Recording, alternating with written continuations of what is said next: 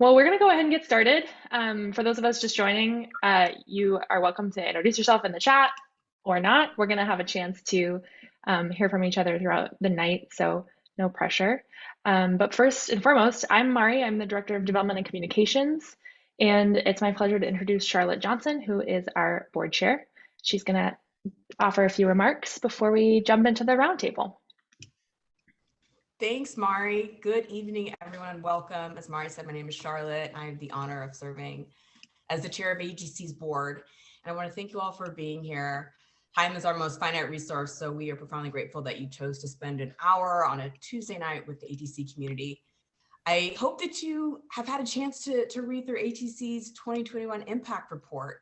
I found it to be both comprehensive and inspiring. One stat that stayed with me after I finished the report is that 90% of ATC's counseling clients achieved one or more of their individual goals over the past year, whether that was improving housing, addressing mental health issues, or finding employment. And this really dovetails with a couple of themes that I've been thinking about over the past few days that I wanted to share with you before we kicked off.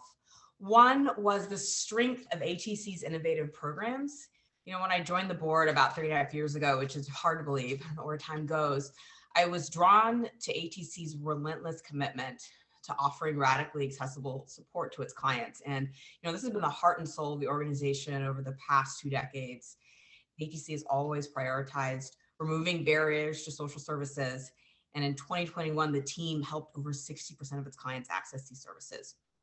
And second, I was extremely pleased to see ATC's commitment to staff development and enhancing a work culture that supports a fulfilled staff. People are the most important asset to any organization, and ATC's mission is underpinned by a truly exceptional group of people that you'll hear from this evening. This year, the team created a compensation plan to ensure that ATC pays its staff equitably and with transparency. And this innovative effort, I think, is really going to lower barriers to entry to the nonprofit sector. And tonight, you'll have the opportunity to hear from 2 staff members about the work they're doing in this space. You'll also hear some other presentations on how ATC is breaking the mold, and this is sort of a theme that'll thread through the evening, but how the team is tackling compassion fatigue, and as well as how they're sort of redefining how the nonprofit industry defines success. And so I think it's going to be a really engaging, informative evening. I want to thank you again for being here. I know we sort of ebb and flow out of virtual fatigue and we all miss being together, but I think it's really great that we can sort of just tune in and spend some time learning about the great work of ATC. So with that, I want to turn it back over to Mari, who's going to guide us through the rest of the evening and take it away. So Mari, over to you. Thanks, Charlotte. Cool. Well, I'm going to call it Carson, and I think we are going to stay in this one big room together because I think people are going to probably need to come and go. Everybody lives busy lives, so we're just going to work with what we have. So welcome. Thank you so much for coming. Tonight, you're going to have, as Charlotte said, the chance to hear 3 very interesting and different presentations. They'll be about 10 to 12 minutes in length, and each of them involves a little bit of engagement. So you are invited, if you're able, to turn on your video and really join us and be present. If that's not a possibility for you, we totally understand. Just join in as much as you can. So I think that will be very enriching. And then at the end of the evening, for the last 10, 15 minutes, time dependent, we will have some time for a general Q&A. So if you already arrived with a burning question, you will have time to ask it. But you can also feel free to throw those in the chat at any point. We may not address it right away, but we'll try to get to it at the end. And anything we don't get to, we'll record and try to answer at a future time. So we do want this space to also be for you and to, get your curiosities answered. So the first presentation is going to be Lee and myself, and we are going to get started. Carson, do you mind I don't think you need to spotlight us, actually. I think people can just put speaker view while we're talking, and then, because we'll be going back and forth between the group and the thanks. All right. Lee, do you want to get us started? You're muted, Lee. Sorry, guys. So our section of the presentation is why does food make us care less? So welcome to Mari and I's segment of the presentation. Just to briefly introduce ourselves, Mari has done so, but I am Ribeiro, the Communications and Engagement Coordinator here at ATC. So together, Mari and I kind of create and write a lot of the communications that you guys are probably seeing from ATC, whether it's community emails, social media posts, blog content. So it's really good to actually see some of your faces and actually just kind of be here with you guys today. So that's really fun. We do, like Mari said, we want to make this as engaging as possible. We want to kind of make it seem like everyone is in the room with us. So if you can, it'd be awesome if you could turn on your video, just kind of show face, and that way we can all kind of seem like we're in the same room having this conversation together. It'd be great. But if not, that's totally all right as well. But as we kick off this little breakout session, we wanted to kind of share a brief clip from John Oliver's recent episode covering homelessness and a little bit about our culture's harmful perceptions of people who are experiencing homelessness. So the people being interviewed in this clip for reference are based in Austin. So Mari's gonna go ahead and pull that up really quick. Great. So I'm going to share this clip. Hopefully those on the phone can hear it. And we're going to go from here. Even some residents of Austin, famously a blue dot in a red state, have said it's been a struggle to reconcile their feelings about their homeless neighbors. Do you think if you had seen this issue happening in another city and it wasn't happening in your neighborhood, you would feel differently? Once you're in the middle of it, you change your mind of how you approach the situation. But as your safety declines, so does your compassion. Every time I have to pick up human shit, my liberalness just got lowered one more notch. Wow, that is very honest. Every time I have to pick up human shit, my liberalism gets lowered is quite the sentence. Although... Awesome. Thank you for watching that. So we want to take a moment and just think about what this person shared. And if that's something that resonates with you or that you can relate to in any way. I know it's kind of hard to admit, but we're just going to launch an anonymous poll. So you should see, again, if you're joining up by a phone, I apologize, but you can just reflect on it. If you're joining via computer, you can let us know if what was shared by the person from Austin, resonates at all for you.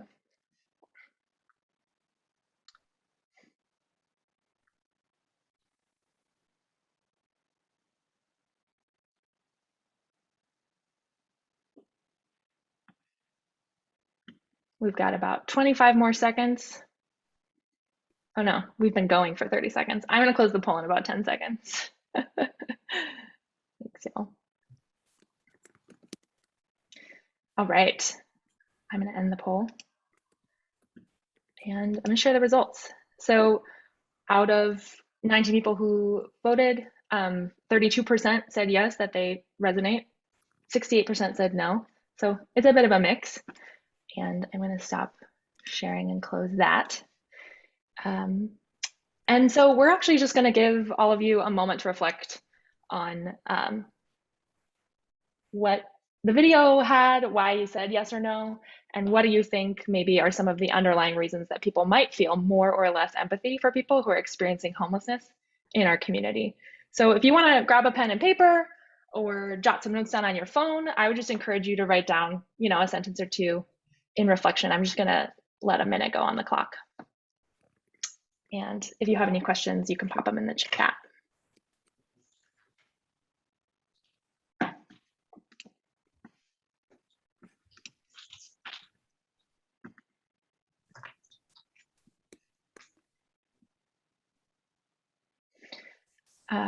To the person who just joined, welcome. We are just taking a moment to reflect on these questions. We just watched a video clip, but we're going to present a little more in about 30 seconds. So that's why we're sitting in silence.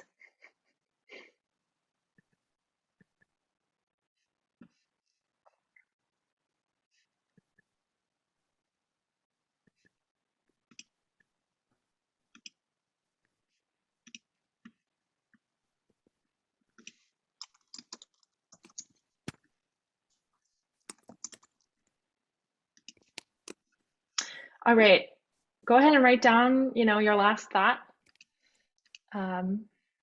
we are going to have some time at the end of our presentation for you to share and participate in the discussion. We'd love to hear your thoughts. But first, Lee's going to kick it off with a mini talk. Yeah, thanks, Mari. So what we really kind of wanted to get at, and the impetus behind it, was just kind of talking about burnout and compassion fatigue. So this is a quote that I want to throw up here really quick. It's a quote from Charles Figley. He's the founder of the Traumatology Institute, and he's the MD chair of mental health over at Tulane University. But when he describes compassion fatigue, he pretty much says we have not been directly exposed to the trauma scene, but we hear the story told with such intensity, or we hear similar stories so often, or we have the gift and curse of extreme empathy, and we suffer. So eventually we lose a certain spark of optimism, humor, and hope. We tire, we are not sick, but we just aren't ourselves. And I think especially within the context of a global pandemic that we're coming out of, and the idea that we're all exposed to this rapid media cycle and just kind of the compounding effects of everyday news headlines, we know all of this stuff can be pretty overwhelming. And I think this quote kind of encapsulates what some of us might be feeling, and that's okay. Because it is proven, right? I think there are plenty of clinical studies out there that do support the negative association between burnout and empathy. Usually as burnout tends to increase, empathy tends to decrease. So it's definitely something that we're all conscious of and think about in the context of our own lives, and as well as how we start to and really want to start engaging with our community and how we do this. So with that being said, I'll kick it back to Mari here, and we can kind of gauge the audience on how we're just kind of feeling in the grand scheme of things. Awesome. Thanks, Lee. Yeah. So one of the things that we're mulling over is just how it's kind of impossible to talk about engagement and being really engaged in, addressing homelessness and, being active really in a lot of causes without addressing burnout and compassion fatigue. So I'm really curious to hear from you all, actually, on a scale of 1 to 10. So 1 being, I'm not burnout at all. I have, all the energy. I'm volunteering at 2 different places, that's 1. And 10 being like, it's really hard for me to even get out of bed. It's really hard for me to do the day-to-day. I would love to know where each of you would put yourself on that scale. So if you could just pop it in the chat, just think about it and shoot a number into the chat. That would be awesome.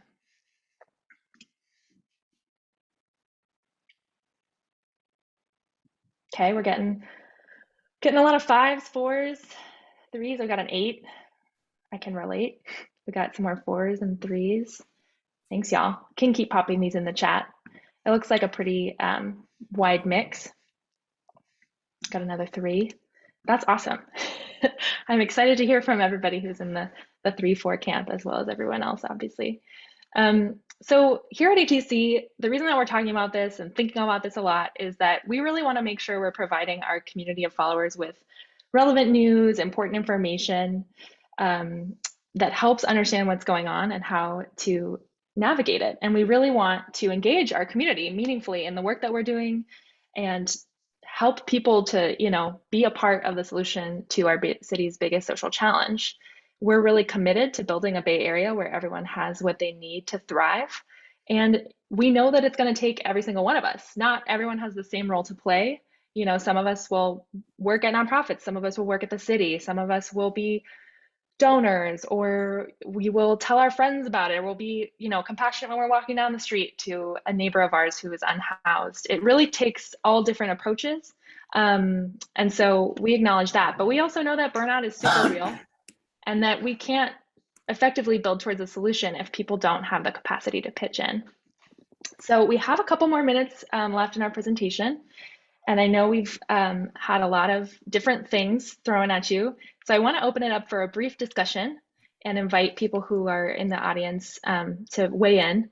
But first, it seemed like we had a really wide range of burnout level. And I'm curious to hear from both ends of the scale. If you're feeling really energized, what do you do to kind of nourish yourself? How do you address burnout in your life? What works for you? And if you're feeling, a little more burnout, what are some of the ways you might resource yourself? So I'm going to open it up. Again, if you're off video, but you can be on video, we would love to see your beautiful faces. But if that's not a possibility, that's okay.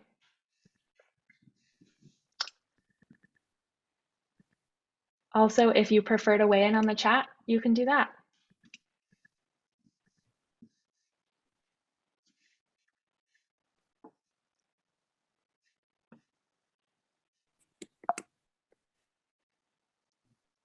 Anybody brave enough to get off of mute and share a little reflection? The other option, if you had a thought that you reflected on after watching the video, I'd love to hear that as well. So it's really an open floor, whatever you want to share in this moment.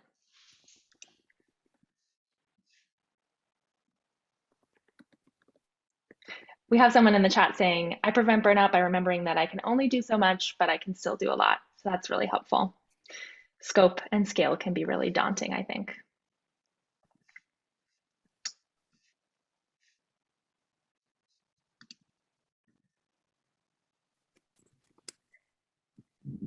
So I know it's a little daunting, but we do have 2 more presentations and both of them will ask for audience participation. So there's no time like the present to just get off mute, jump in there, say even 3 words. We'd love to hear from you. That's why we're here tonight. Hi, it's Whitney. I think sometimes like it almost helps me. It's almost like self-care to like help other people with things. So sometimes when I'm feeling kind of a little overwhelmed with my own stuff, it's like therapeutic to focus on something else. And yeah, there's a lot of problems out there to help with. So Totally. Thanks, Whitney. We had someone in the chat say, what keeps me energized is seeing the worsening conditions and knowing that I'm doing something to help, even if it is a drop in the bucket. Can share real quick. I think for me, it has helped to be able to take some time off and spend time with family. Yeah, I had a great summer where I got to see some family I hadn't seen in a long time, sort of disconnected from work. And now I feel like I've created some space and some bandwidth to go back into it, being more active on my volunteering side. Awesome. Thanks, Anish. Cool. Well, we are at time, so I would love to hear more of your thoughts. If you want to pop them into the chat, that'd be great. But I would say the closing thought I want to mention is just that this is stuff that we're really grappling with. So we'd love to hear from you. And our goal is to really, keep engaging our community more and more in new and different ways. And so we'd love to do that in a way that's effective. But we also know that we're working with people who have very busy lives and lots of things going on. So thank you so much for sitting through that. And I will, unless you have anything you want to say, Lee, before we wrap, I'm going to send it off to Abby and Dee. No, thanks, Mara. I think that kind of covers it. Over to you guys.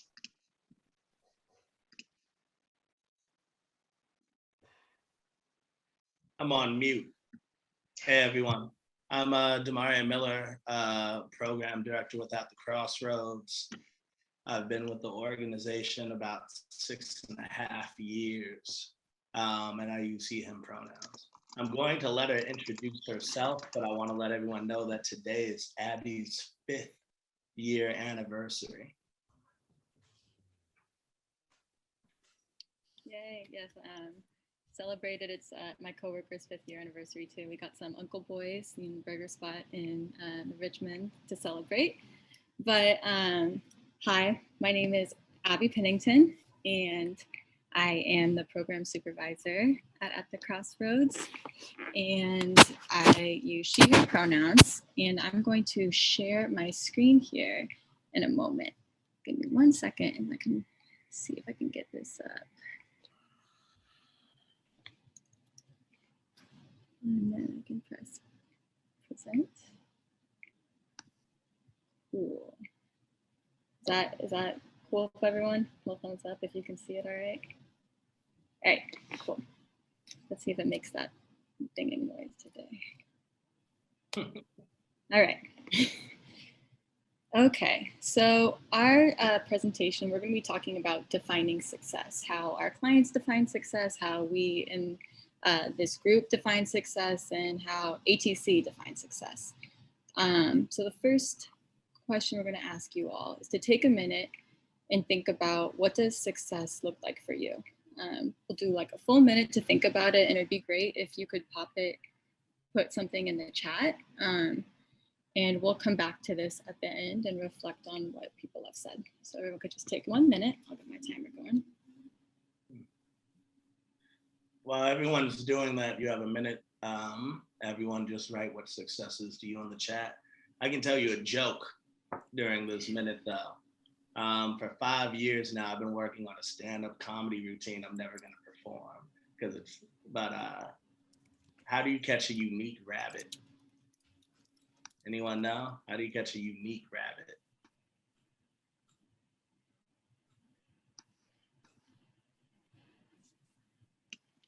I think people are thinking. I need someone to say how. Howdy. Unique up on it. I'm assuming everyone's on mute. That's why I don't hear a lot of laughter. That's correct.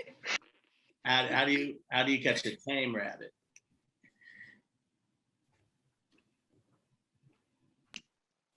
Howdy.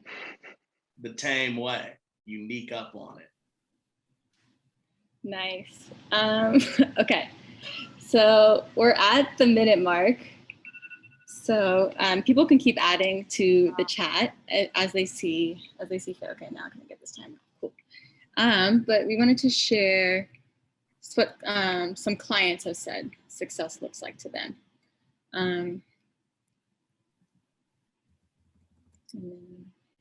And years ago, ATC wrote a newsletter around defining success. In the newsletter, we discussed how nonprofits measure impact. Organizations often feel the need to provide impressive numbers in order to prove themselves. As a funder of an organization, it makes total sense to want evidence that your money's going towards positive outcomes. But there's unintended consequences that this has had in the field. Firstly, data has become a tool for proving outcomes as opposed to strengthening services. The result is that most programs work best for clients that are deemed the most likely to succeed, while people with the most challenges struggle to meet expectations. With this in mind, we've begun thinking a lot about success, what it means for our clients and us as an organization. We know that nonprofits track and analyze work with clients, allowing for personalized definitions of success. This is possible. We've been doing it for 20 years. How do we continue to push ourselves to make sure we're serving our clients to the best of our ability? And what does success look like? I think clients being cycled in and out of housing and other programming is too commonplace. I think organizations that focus on short-term results rather than long-term solutions are too commonplace as well. Working with people that require the most patience and may not achieve predetermined outcomes is seen as risky in this field. For us, it's common sense. Food, hygiene, and consistent human connection are successes in themselves. Working with people through the hardest times and most importantly, the greatest time is success. I think this field is a lot of doom and gloom sometimes, and we focus so much on the trauma aspect, but I'm legitimately excited about what we're doing here. I think we're beginning to challenge norms and expectations in the field, and I think we're also, beyond all the crisis and everything else we work with, we're being able to sit with people through some of the best moments of their lives, long term. Yeah. Thank you, Demaree. So I would love if everyone's had a chance to look through not only what some of the quotes from our clients were from the newsletter and about this success, but looking through the chat, you can see like a lot of really beautiful answers and like a diverse amount of responses, from being kind to myself and all, to being in a place where you don't have to worry or not you're succeeding, improving someone's day, experiencing laughter, There's just such a range here, and we wanted to bring forth that question because the same thing happens when we ask the question to our clients. And it's success is not a one size fits all thing, and it definitely isn't something that gets achieved. Definitely not in a year necessarily. It's ever changing, and sometimes it can take a lifetime to find it. So success for our clients, some other examples can vary from a hot meal for the day can be a success, to becoming a chef, to being a good mother, to finding inner peace, to finding a warm place to sleep for the night. So with all those ranges of what success means to someone, for us, something seemingly as simple as just creating a space for people to reflect is a success in itself, and it's impactful in itself. Because doing this consistently over years creates a space that we hope that people can achieve and can visualize and achieve their idea of success as it evolves. And like Demaree said, that this field has a lot of focus on trauma, and rightfully so, but there's a lot of joy and beauty in it as well. And so we wanted to bring that into this today. And yeah, we wanted to leave some time for any questions. And I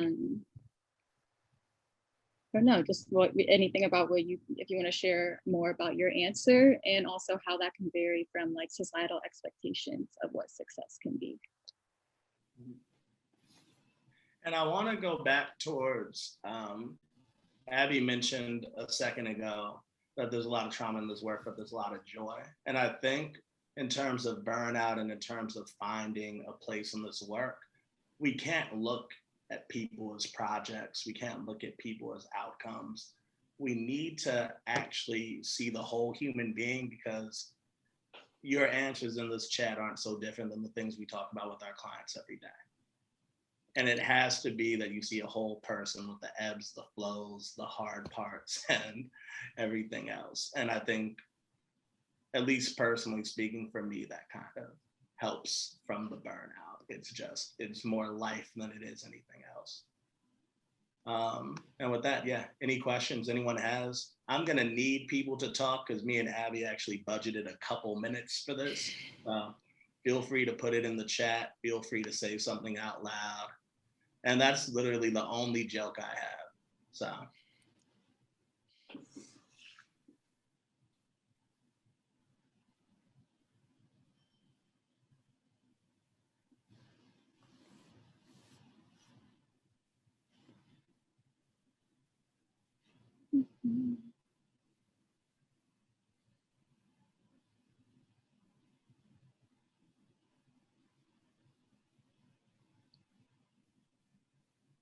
I had a kind of thought question. I think everyone also thinks through success in like different timeframes, right? So whether it's a hot meal that's like more immediate and pressing, or something longer term. I don't even know how I think about it, but how do we think about helping our clients when like we have that that huge spectrum, right? Like people want something really far out, and we also want to be able to help them short term.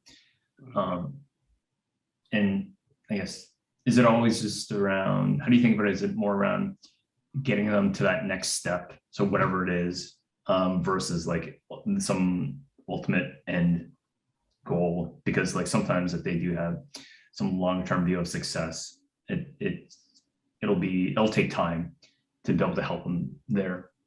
Curious around your thoughts around like when it's like so wide ranging. Yeah, that's a really good question. Thank you.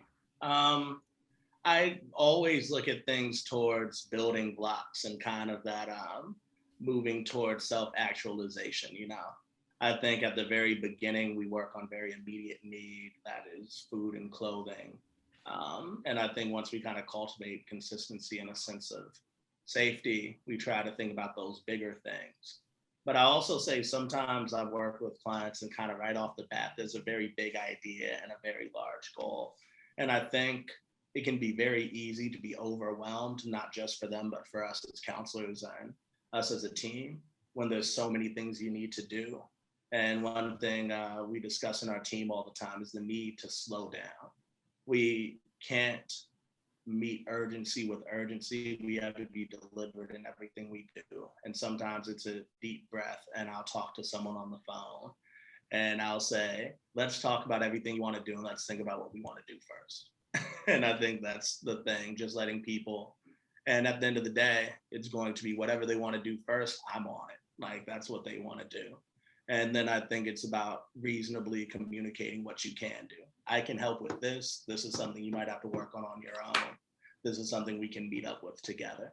So I think it's really taking that breath and breaking things down. What do you think, Abby? Yeah, no, I think that's a great way of like just getting it all out and then saying like, okay, you know, in this next meeting, we can make a call to that place and set up an appointment, or like, you want to do this and let's get an ID first and maybe we can fill out an ID voucher today, and just kind of breaking it down into steps, or like, let's get something to eat first. So we're coming from a place where we're feeling okay physically, kind of like slowing it down for those long-term goals. And that's why it's such a privilege to work here, to work with people for such a long term, is that we don't have to fix everything in a month or 2 months or even a year, that we have like quite a bit of time. And I think I got the signal that we need to kick to Tara and Charles. I want to just speak to what Jacqueline put in the chat for a second. I do think everything's fast-paced in the band. I think we lose sight on our own personal definitions of success. And I think sometimes even looking at other programs and different things that people are told to participate in, there's standards and expectations that we might not even have on ourselves. And it's important to think of that. Absolutely. Well, yes, I think about time, but thank you everyone for your really thoughtful responses and thoughtful questions. And I really like reading all these, and I'm going to keep reading them. So thank you. Thank you.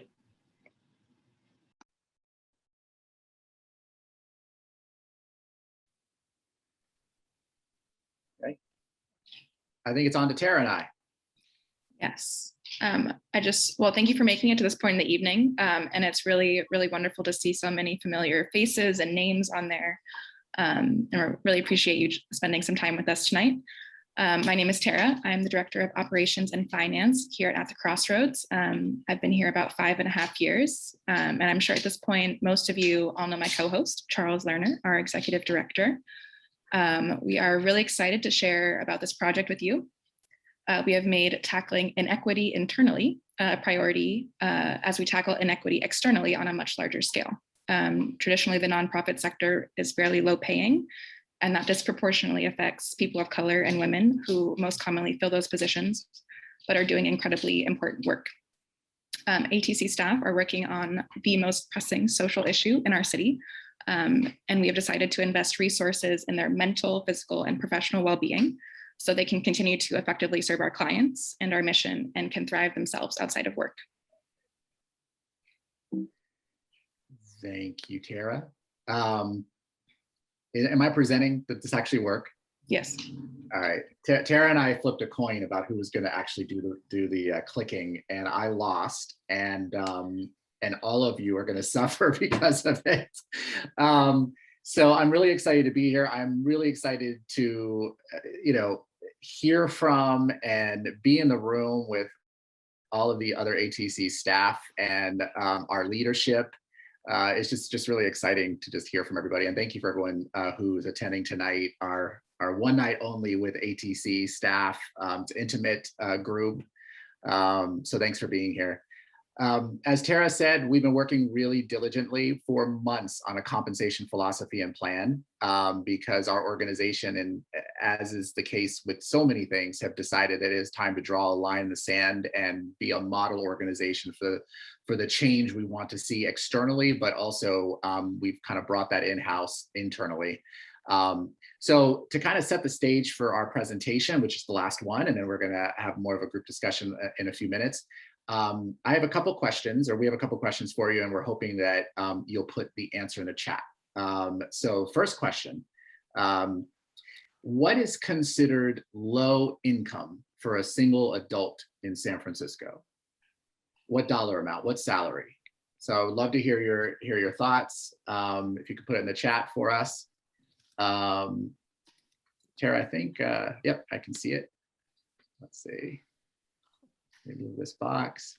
So we have 50, 65, 60, 80, 82, we're getting up there, 35, less than 100,000. 25,000 is considered low income, 75,000, 85. Well, you'd be surprised to find out that actually $102,450 is considered low income in San Francisco for a single adult. Obviously one of the most expensive cities in the country, and taking into consider transportation, housing costs, food, health insurance, etc. $102,000 minus taxes does not leave you much in San Francisco. And the average nonprofit salary is $46,479.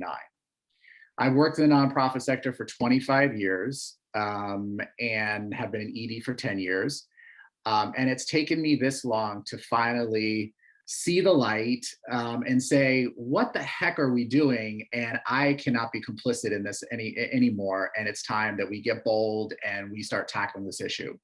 So we're going to talk about our compensation plan and how this all fits in. One more question for folks. What percentage of San Francisco residents identify as people of color? So similar, if you could just put it in the chat, what percentage of San Francisco residents identify as people of color? And I'll wait for just a few seconds to hear people's responses. We have 30, 20, 65, 65, 50, 60. Wow, some of you are closer than a lot of other people. Actually, many people will be surprised. I keep clicking and another thing comes up, but I think you're not seeing it. I'm quickly reversing my clicking. So 60% of San Francisco residents identify as people of color. My guess is many people might not know that. And I think that is symbolic and representative of much larger social issues in the Bay Area that beyond what we're going to talk about tonight. But what we do want to talk about leading into some of the highlights of our compensation plan is that while 60% of San Francisco residents identify as people of color, only 24% of executive directors across the United States identify as people of color, and it's a fairly similar statistic here in San Francisco. Actually, Tara and I aren't able to find that stat leading up to tonight, but we believe it's actually less than 24% in San Francisco. And another statistic, an interesting stat, and there's more, women, while they account for actually a majority of nonprofit executive roles, they also make 23% less than their male counterparts. And so we bring up those two statistics for you because one of the issues that At the Crossroads wants to address is pay inequity and disparities within the workforce. And so we want to make sure that people are paid comparably, regardless of their background, their identity. And we also want to make sure that we have representation within our organization. And one of the things you're seeing tonight, and you're going to see more of at the Crossroads, is that our organization is really invested in retaining our talent, recruiting for a diverse diverse staff, and then providing pathways for opportunities so that we as an organization can address the underrepresentation of people of color, women, and various underrepresented groups within our organization. So I'm going to kick it back, I think, to Tara to talk about highlights of our compensation plan. Yes, the first thing we wanted to share is that we established a minimum pay for all entry-level employees based on data around the living wage, which includes housing costs, food, healthcare, transportation, et cetera. At this point, we have set our minimum pay at $24 an hour, or about $50,000 a year. We feel like this is a really important step forward, but as you saw from our previous slide, we still have a long way to go to meet that $100,000 low income threshold. Our hope is that this minimum pay will make ATC more competitive and more accessible to a diverse pool of candidates who want to enter the nonprofit sector. And then every 2 years, we'll be looking at the market data and reevaluating our plan and make shifts as needed. As a follow-up to what Tara is saying, our hope as well is that over the next couple of years, we are going to get more and more support from our supporters, our donors, our foundation partners, corporate partners. We may need to make a case, but we're hoping that it will be less difficult to make over the next couple of years with this initial line in the sand that we're drawing.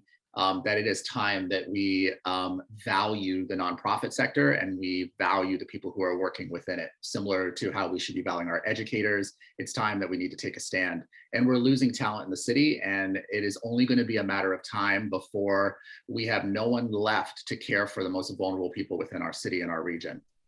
Another highlight is that we are introducing pay equity across all our departments: operations, fundraising, and our program departments. Employee with similar experience and skill sets will make comparable salaries regardless of the department. Part of the motivation is that we value everybody's contributions within the organization similarly. It is unacceptable to us that, for example, our direct service staff with comparable experience to our fundraising staff typically make a lot less money. That's typical in the sector. And if you think about how you address racial disparities in the workplace in terms of salary or pay, one way is if disproportionately it is people of color who are in direct service positions. If you undervalue those positions, then you are only perpetuating the disparities that we're trying to address. So at this point, we're introducing full equity across all of our departments. The final highlight we wanted to share is about pay transparency. We've developed structured pay ranges for each job level and clear steps how staff will move through that based on increased skills and contributions, including taking on additional responsibilities and leadership. Pay transparency is a critical step in achieving pay equity. This will help eliminate any biases and create a more objective pay structure long-term. We want to empower our staff with information and ensure that they know the what, how, where, and why of their salary progression at ATC, and that they're able to take full advantage of our benefit programs that we're expanding as well. So Tara, I don't know about you, but I'm a little scared of asking questions. So hopefully the third time is the charm. It's your last opportunity to answer questions. So hopefully we have a couple people. I'm just curious from your perspective, because here we are talking about, we're drawing a line in the sand, we're introducing pay equity, we're doing a $24 minimum salary at our organization. Most of our employees will be paid certainly beyond that if they bring experience into the organization. But we also feel like we do have kind of a road ahead in convincing people that nonprofit employees should be valued equally as tech employees in the city of San Francisco and our region. And that if I were to tell you that, you know, our entry-level nonprofit employees would make the same that entry-level tech employees would make, people would probably feel like, what? You're paying your nonprofit employees what? And so I'm curious about, why do you think this like underinvestment of the social sector exists, and why people are outraged if nonprofit employees actually make a living wage and salary? And for some of you on the phone who are in the for-profit business world, like if ATC really over the next couple of years wanted to take it a step further and break the mold and, you know, and value our employees, at least with compensation and other benefits like the for-profit world often does, like what would we do? So I'm just curious what you all are thinking. I think, first of all, I think nonprofit, when you say not for profit, you know, that I think is a tax code, you know, this thing come from way back. But I think what you all are doing are basically mission-driven work. So I think maybe instead of keep saying that we are a nonprofit, it's almost like you are not something. So I think it's for something. So you need to come from a more positive, looking at it as a mission-driven sector. So I think how we look at this sector and change the name to not for profit, you know, you're for profit, it's like benefiting people. Yes. So maybe not money, but I think the value should be there to, you know, talking about that, you know, not for something. It's just not a good way to describe a very positive program. I love that. Thank you so much. I hear Demaree and Lee, I hope you're, you know, wheels are turning or whatever, spinning something, whatever that is. Because I think that's the kind of feedback we're looking for tonight, because we we want to message this in a way that people will buy in and understand. And so that's a really great way of putting it. Thank you. If there's any extra comments, you can add them in the chat. I know we want to leave some room for some just general questions at the end. But please keep your comments coming in the chat. We love to break it down with the rest of you. Oh, I was like, what? Why are we ending? But I now see we're at time. Okay, so I talked too long, but it was what a great idea. So, all right, so so now we're gonna shift. Is that right, Mari? Yeah, thank you so much, Charles and Tara, Abby and Dee, and Lee, and myself, I guess.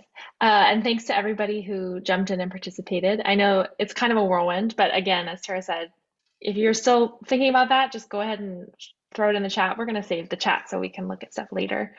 But we did want to open it up for the last 10 minutes, just for general questions. If you have questions about any of the presentations tonight, questions about the impact report, questions about ATC.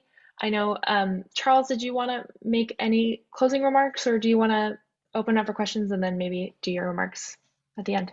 Yeah, I kind of threw a couple of the closing remarks in my earlier remarks. It's just Great. to say thank you to everybody, and I just wanted, I'm really excited at the year ahead and some of the initiatives as we have over the last couple of years. We're going to continue. One of the things that I said a couple of years ago when I first started was we were going to be a nonprofit.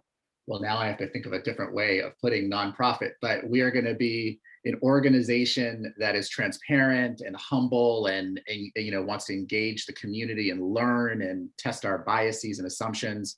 And we also want to invest in our people. And as some of you are aware, if not most of you, that we're going to go through an executive transition sometime next year. And our leadership team has been put in place over the last couple of years, and you've seen folks tonight. And I'm just so excited to see where the organization goes ahead.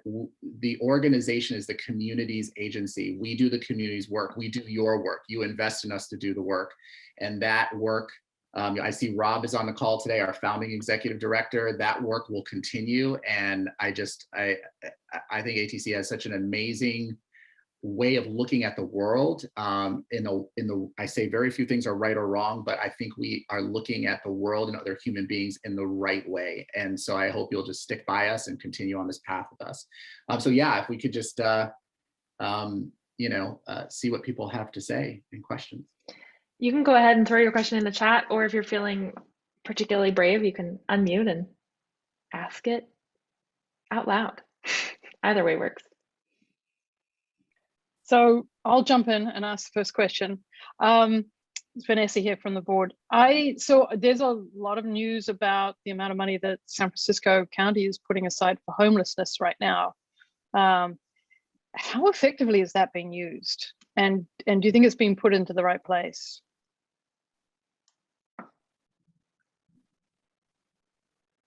Dee, are you going to say something? Yeah, I was waiting to see. I think, to be candid about it, it kind of ties into what me and Abby were talking about earlier. I think this money has come so quickly, and I think some of it happens and people don't know what quite to do with it, rather than give it to people so they can say that they gave it to people. And I think this is an amount of money that could change numerous lives, tons of lives. But I think the problem is we keep investing in systems that don't work. And I think, speaking of the difference between the nonprofit sector and the for-profit sector, you would not be able to be a for-profit company and deliver a product that doesn't work year after year before your funders would pull out. But for some reason in the nonprofit industry, this has been happening for decades. By the way, I did notice a couple of people mentioned just kind of the issue of gender inequity and why we undervalue the nonprofit sector. And I think that was a really, really important point. So thank you for putting that in the chat. But just to piggyback what Dee was saying, if you take $1 billion investment in homelessness in general, I don't know where we are at this point between private and public funding. And as we grow as an organization, hopefully somebody could be working with us on policy and breaking this down for us. But I would bet to say that out of that $1 billion, if you were to think about the inefficiencies, the overhead, the unnecessary you know, costs and expenses and money that's going to places it doesn't need to go. We've created a system where we are really, really resistant to the idea of just giving resources straight to people, and removing a lot of the overhead and a lot of the middle persons, removing or middle people, a lot of the eligibility criteria, a lot of the, you know, negative assumptions about how people will mismanage money and all of that. The reality is the money is there. It's just it's being withheld with too many conditions, and ultimately it's in my opinion the main reason why this problem still is so evasive or so pervasive. Excuse me. And no amount of hard work and attending meetings is going to make your rent go down or make the wages at your job go up more. And I think that's what people are trying to avoid. Thank you. That was very thoughtful. We need to do more. I'm like, all right, how do we fix this? It's a tough one, right? Yeah. I think we have time for a couple. Oh, go ahead, Charles. I'm sorry, Maya, I forgot you were moderating. Go ahead. Sorry. No, I was just going to say, I think we have time for a couple more questions, one or two, if anyone has anything burning. If not, we're all available by email. You can pop them in the chat also. We'll try to get your questions answered. And I'll just resonate with Charles and a couple of the other comments. As someone with experience working directly with city contracts, it's a huge pain, and it's a real reason why many nonprofits decide not to do it. No for-profit would ever be asked to do the amount of work and accountability that they require to get money from the government. I mean, you're turning in receipts for like $1.50. And they want to see every single one of them. So, just along the lines of, like, why do we undervalue the work? Why do we assume mismanagement? Why do we assume that nonprofits must be trying to take advantage of tax, not having to pay taxes and things like that? Like, there's just so much bias worked into that system that it's really hard to get out from underneath it.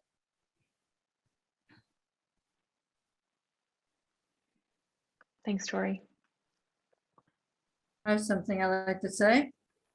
I want to go back to the question where you asked, what do you do when you are feeling down? So there's so much to feel down about. What I do is I think about all of you young people who are out there dedicating and doing really great things. And that makes me feel so much better. And I thank you. Thank you, Lynn. It's great to see you tonight. Nice seeing you, Lynn. So good to see you, Lynn. Thanks, Lynn. Lynn is a longtime volunteer, and so she's seen us firsthand for many years working alongside us. Hey, by the way. I see a question in the chat. Carson would be excited to see this question, but unfortunately her internet stopped working. We had a question about whether we're going to host Summer Sunday in 2022 or if COVID would continue to prevent that.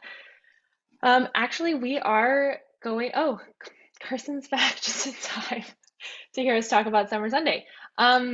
We are trying to plan a really cool spring event. So I'd love to talk to you more, Jacqueline, about that. It'll be community driven. It won't be Summer Sunday on Mount Tam. It'll be a little closer to home, probably on ATC's home block. But it's still very much in the works. So we're going to try to get together a group of people to help us plan it. But we're thinking something block party style, homegrown, and probably engaging and fun. So get excited because it should be fun and just about as fun as Summer Sunday. And if you're really excited by what you just heard, I would love for you to reach out to me. I'll pop my email in the chat because we are really looking for some volunteers to help us pull this together, both from the board and from the community. So I'm going to pop my email in the chat and you can copy and paste it and reach out to me. Does anyone have any last things they want to say, Charles? No, just thank you everybody for being here. I mean, this is what community engagement's about. We released an impact report, and just having our staff, our board, some of our community supporters just meet with us for an hour just to keep you in the loop. That's what it's about. We want to keep you engaged, you know, on the small stuff and the big stuff. So thank you for being here again. Awesome. Everybody have a great night and a happy holiday week next week. Take care. Good night, everybody. Good night.